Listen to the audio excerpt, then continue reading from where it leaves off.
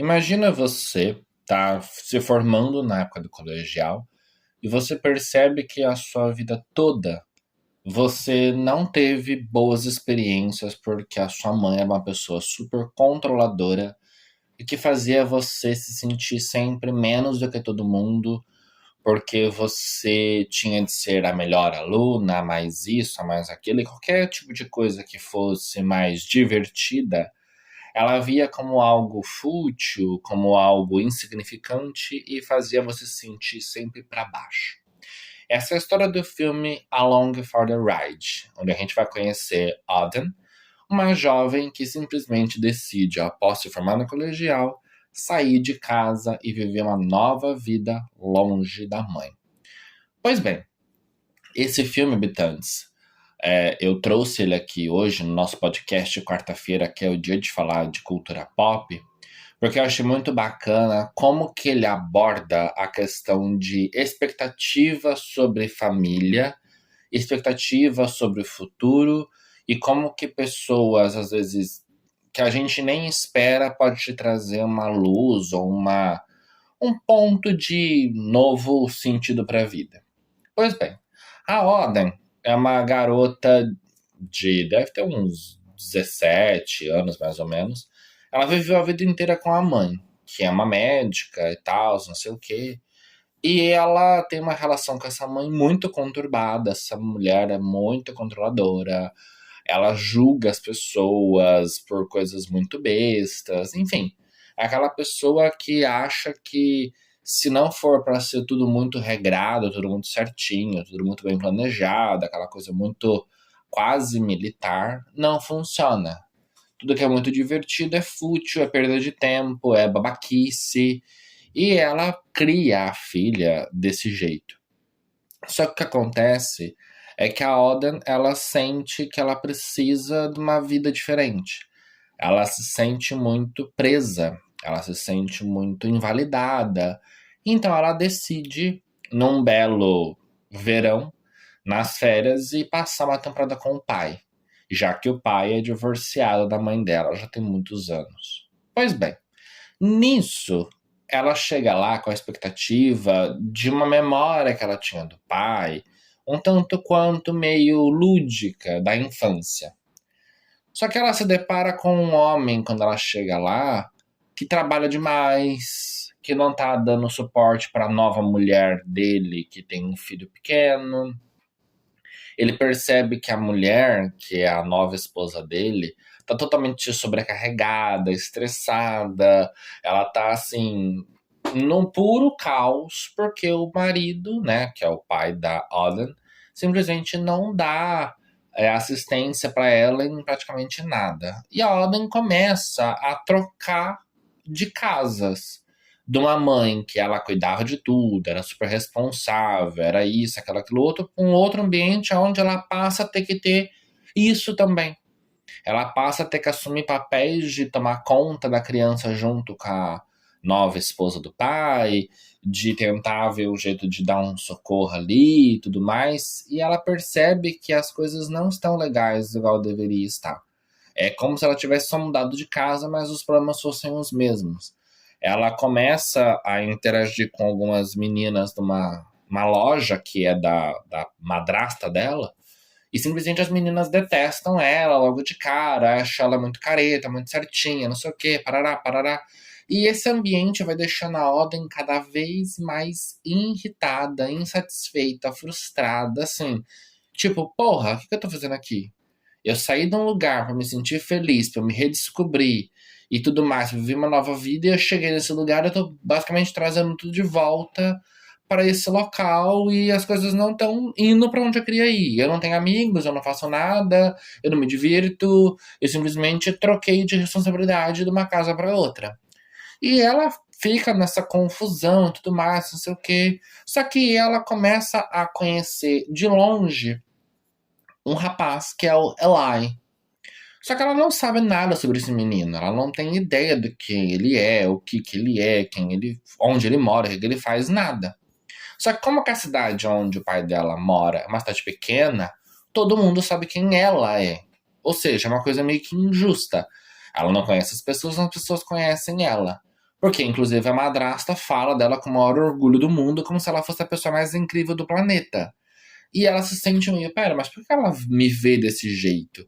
E aí começa essa construção de como a Oden se vê, como a mãe dela a via, como o pai a enxerga, como a madrasta a idolatra, e como as pessoas da cidade começam a conhecer ela não pelos olhos do pai e da mãe, mas pelos olhos da madrasta, e coloca ela como uma menina muito prodígio, uma pessoa incrível, encantadora. E essas meninas que ela teve esse começo meio conturbado, começam a olhar pra ela com um olhar diferente, tipo assim, nossa, coitada, ela passa por tanta coisa. Porque, inclusive, a própria mãe dela aparece lá querendo fazer uma pressão psicológica. A própria mãe dela aparece ali meio que querendo sabotar o plano dela de viver essa nova aventura com o pai. E aí ela percebe que o contato que ela queria ter com o pai, ela já não vai ter. O pai dela tá focado numa vida profissional que ele se enfiou ali, tá totalmente entalado de coisa pra fazer. E a madrasta, que ela achou que nem sabia que ia rolar uma amizade, começa a rolar uma conexão. E aí essas amizades novas que ela vai construindo na cidade vai mostrando pra ela um outro mundo que ela não conhecia. E aí ela surge então nesse novo convívio com o Eli. O Eli é um rapaz que na série, não, no filme vai mostrar que ele era um rapaz super, super alegre, divertido, aquela pessoa super good vibes, alto astral, que fazia competições e não sei o que, parará. Só que aconteceu algo muito trágico na vida dele, que foi uma perda muito grande e fez ele se fechar pro mundo todo. Ele é tipo a Oden, só que por motivos diferentes. Então ele não vai mais em festa, ele não se diverte, ele não passeia, ele não participa de competição, ele não faz mais nada. Ele simplesmente trabalha, fica lá no mundinho dele, isolado, e é isso. E ele conhece a Oden porque ele vê ela sentada num banco de ônibus, como se fosse um banco de ônibus, lendo um livro à noite sozinha. E meio que rola uma conexão entre eles de tipo os excluídos. Só que aí ele começa a fazer uma brincadeira com ela de tipo assim, nossa, mas você nunca fez isso, você nunca fez aquilo, você nunca não sei o quê, você nananá, nananá, nananá. E nisso ela fala não, tipo, ela vai listando um monte de nãos e ele começa a recordar das coisas que ele já viveu e hoje não vive mais. E de alguma forma, por conta de ver aquele sofrimento dela, ele meio que começa a ajudar ela a viver esses momentos que ela nunca viveu. E com isso, a gente vai conhecendo um transformar de ambientes. Ele começa a se abrir de volta para o mundo, no sentido de recuperar daquela tristeza, aquela angústia, aquela melancolia que ele já vinha vivendo há alguns anos. E a Alden começa a conhecer um novo mundo que ela nunca experimentou. E o filme vai mostrando pra gente como pessoas que a gente nunca viu na vida, mas já ouviu falar da gente, pode criar uma imagem muito melhor do que a gente realmente é ou do que a gente acha que a gente é. Porque muitas das coisas, a Oden, ela não é de verdade aquilo. É a imagem que a mãe dela colocou na cabeça dela que ela era. Então, quando as meninas começam a falar, não, mas você é divertido, você tem bom gosto musical, você é isso, você é aquilo outro, ela começa a se olhar, tipo, no espelho, tipo assim, pera, mas essa sou eu mesma? Isso sou eu mesma que elas estão descrevendo? Tem certeza disso? E nesse processo dela, dessa autodescoberta, desse desbravar desse novo mundo, é que ela consegue também curar o Eli. Ela consegue mostrar pro Eli que aquela dor, aquela angústia, aquele trauma que ele viveu ficou no passado, que ele não precisa mais viver isso pro resto da vida, que ele não precisa mais carregar esse medo para sempre, que ele pode sim voltar a sonhar, que assim como ele mostrou para ela que ela podia voltar a sonhar e realizar as coisas que ela sempre quis, ele também podia voltar a sonhar e realizar as coisas que ele sempre quis. E eu achei muito bacana que o filme vai criando essa narrativa de uma maneira muito sutil, muito divertida, muito leve e com pedaços de dramas familiares muito concretos, do tipo, Uma mulher que acabou de ter uma criança, tá, tipo, numa crise, meio que depressão pós-parto. Um marido que decide escolher o trabalho e não a esposa, e agora não escolhe nem a nova esposa, e ele tá abandonando tudo porque o trabalho é mais importante, mas não, é medo das coisas que ele já fez de errado. E começa uma disputa, e a própria Oden começa a confrontar o pai.